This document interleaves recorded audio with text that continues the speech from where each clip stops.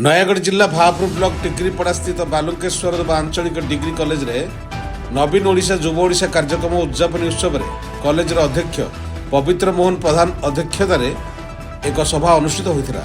आज आमर युव ओडिशा नवीन ओडिशा कार्यक्रम उद्यापनी दिवस थिला।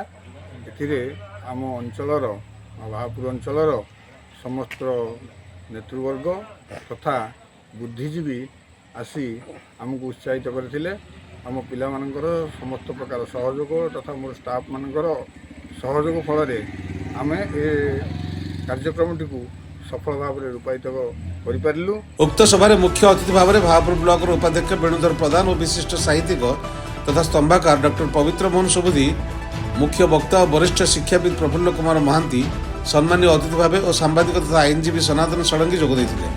4 जन नोडाल ऑफिसर अध्यापक सारंगधर कर, सत्यसुंदर दास, लक्ष्मीधर राउत, दाशरथी राउत और कॉलेज अध्यापक प्रसन्न कुमार महाराणा और अध्यापक लक्ष्मीधर जेना और अध्यापक पूर्णचंद्र साहू, अध्यापक प्रकाश चंद्र साहू छात्र छात्री मानक नहीं क्रीड़ा और सांस्कृतिक कार्यक्रम सामाजिक कार्यक्रम संपादन कर सम्मानित होते।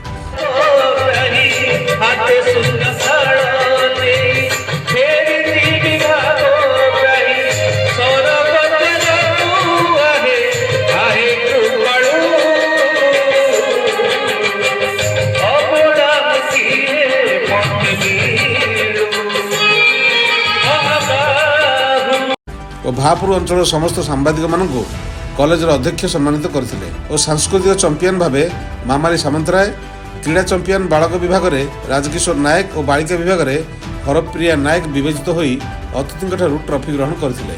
आज आमर प्रिय मुख्यमंत्री आह्वान क्रमे युव ओडिशा नवीन ओडिशा कार्यक्रम भापुर ब्लॉक चेयरमैन श्री वेणुधर प्रधान चीफ गेस्ट रे आज समापन करागला सब अनुष्ठित है। यही उत्सव में छात्र छात्री मैंने अंशग्रहण करते से पुरस्कार तथा यथोचित रिफ्रेशमेंट करागला। भापुर कुलम दास रिपोर्ट, चाणक्य टीवी।